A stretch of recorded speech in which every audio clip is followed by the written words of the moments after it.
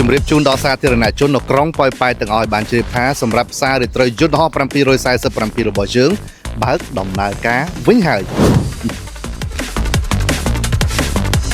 ផ្សាររាត្រី747បើកដំណើរការវិញហើយបងប្អូនរីករាយជាមួយនឹងការជិះរថយន្តអគ្គិសនីឬម៉ូតូកង់3អគ្គិសនីកំសាន្តនៅក្រោមយន្តហោះ747ដែលមានតែមួយគត់នៅក្នុងប្រទេសកម្ពុជាហ្នឹងហើយយើងគិតជាលុយរៀល2000រៀលសម្រាប់